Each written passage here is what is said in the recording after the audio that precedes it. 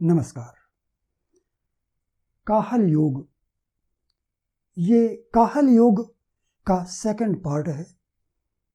पहला भाग दिया जा चुका है जो मंगल से बनने वाला काहल योग है, वो वीडियो दिया जा चुका है। आज दूसरा काहल योग जो वास्तव में ही जिसे हमारे शास्त्रों में, ग्रंथों में काहल योग बताया गया है, हम उस काहल योग की बात करते हैं। काहल योग जिसकी कुंडली में होता है, ये काहल योग व्यक्ति को ऐश्वर्यवान बनाता है, धनवान बनाता है, समस्त प्रकार के सुख एवं सुविधाएं प्रदान करता है। तो ये काहल योग है क्या, हम इसे समझते हैं। हमारे शास्त्रों में कहा गया है, इसकी पहली शर्त है, पहला नियम यह है कि लग्न लग्नेश को बलवान होना चाहिए।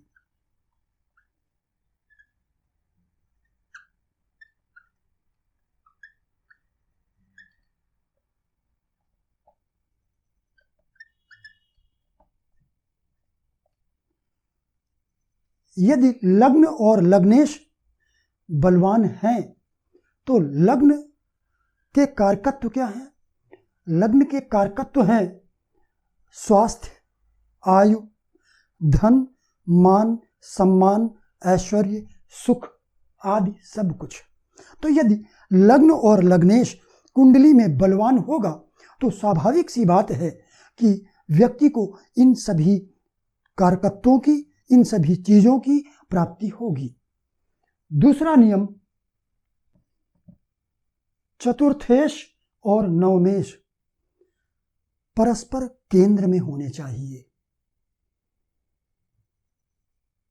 यहां इस कुंडली में चतुर्थेश और नवमेश दोनों भाव का स्वामी एक ही ग्रह है, शुक्र। लेकिन यदि ये कुंभ लग्न न हो, कोई और लग्न हो, तो चतुर्थेश कोई और ग्रह होगा और नवमेश कोई और ग्रह होगा। तो इन दोनों ग्रहों को परस्पर केंद्र में होना चाहिए। जैसे हम मान लेते हैं कि ये यहां मकर राशि है, तो फिर यहां मेष राशि आ जाएगी। 10, 11, 12, 1 यहां पर मेष राशि होगी। मेष राशि का स्वामी मंगल होगा। तो जब यहां पर मेष राशि होगी तो यहां पर कन्या राशि होगी। कन्या राशि का स्वामी बुध होगा।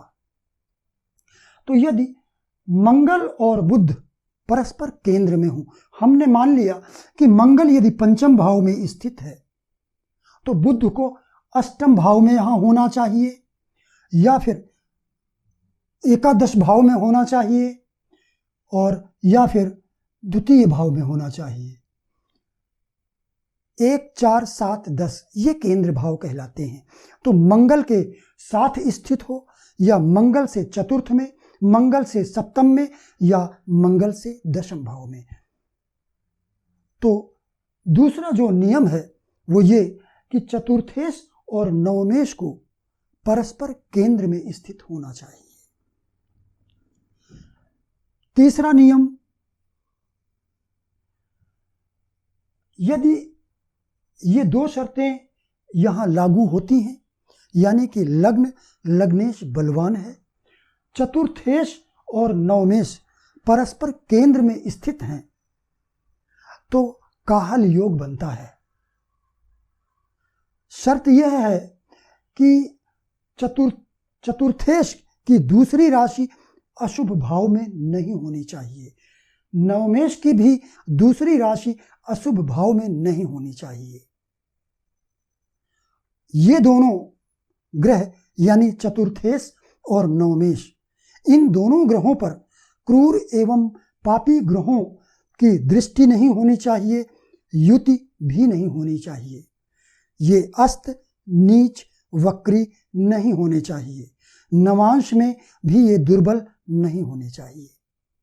तो यदि चतुर्थेश और नवमेश शुभ स्थित हैं, बलवान हैं, और इनकी दूसरी राशि अशुभ भाव में नहीं पड़ती है, तो फिर ये काहल योग बनता है, जो काहल योग आदमी को बहुत ही शुभ परिणाम देता है, ऐश्वर्यवान बनाता है, धनवान बनाता है, साहसी बनाता है और उच्च पद भी दिलाता है। तीसरा, अभी मैंने चतुर्थेश और नवमेश के बारे में तो बताया कि यदि चतुर्थेश और नवमेश परस्पर केंद्र में हो, शुभ भाव में हो और लग्न बलवान हो तो काहल योग बनता है। अब एक और काहल योग है, चतुर्थेश और दशमेश यदि ये एक साथ स्थित हों शुभ स्थान में, यानी केंद्र अथवा त्रिकोण में, या एकादश भाव में या द्वितीय भाव में। चतुर्थेश और दशमेश, चतुर्थ भाव और दशम भाव के स्वामी एक साथ केंद्र त्रिकोण, एकादश अथवा द्वितीय भाव में एक साथ स्थित हों अथवा एक दूसरे पर दृष्टि डाल रहे हों। चतुर्थेश दशमेश को देख रहा हो और दशमेश चतुर्थेश को देख रहा हो,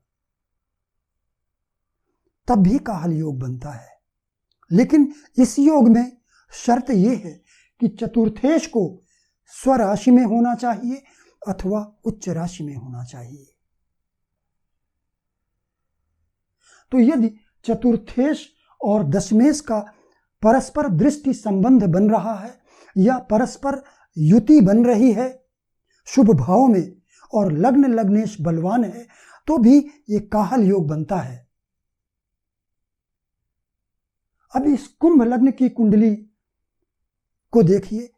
कुंभ लग्न की कुंडली में सबसे अच्छा काहल योग बनता है, क्योंकि कुंभ लग्न की कुंडली में चतुर्थेश और नवमेश, जो मैंने दूसरा नियम बताया था, चतुर्थेश और नवमेश दोनों एक ही ग्रह है, शुक्र।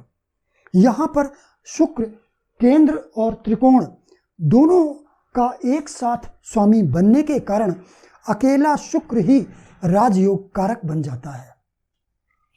अब यदि ऐसा शुक्र, जो स्वयं ही अकेले ही एक राजयोग कारक ग्रह है, यदि ये शुक्र मीन राशि में स्थित हो जाए तो यहां शुक्र उच्च का होगा और ये धन भाव भी है।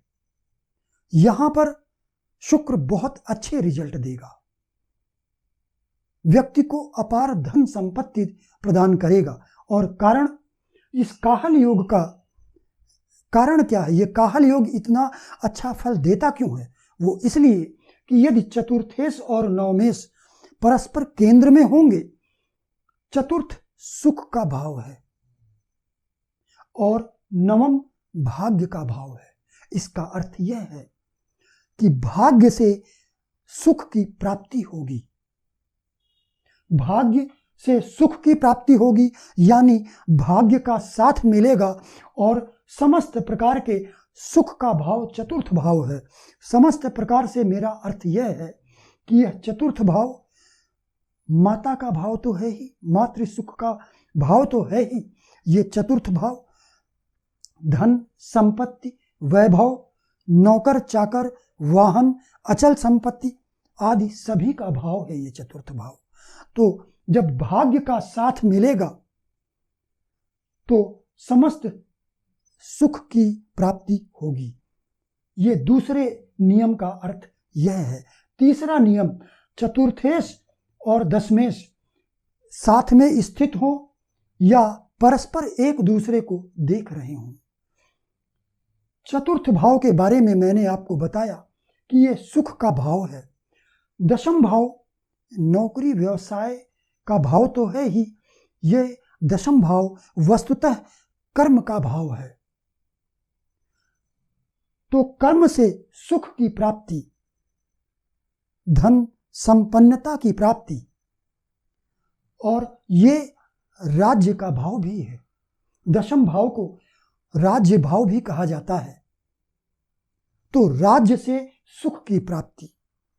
अब राज्य से सुख की प्राप्ति का अर्थ क्या है? सीधा सा अर्थ है शासन से सुख की प्राप्ति, सरकार के द्वारा, यानी सरकारी नौकरी।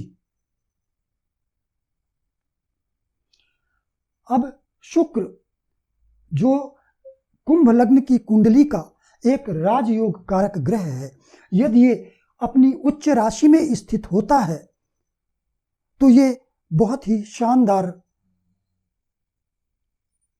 काहल योग का निर्माण करता है।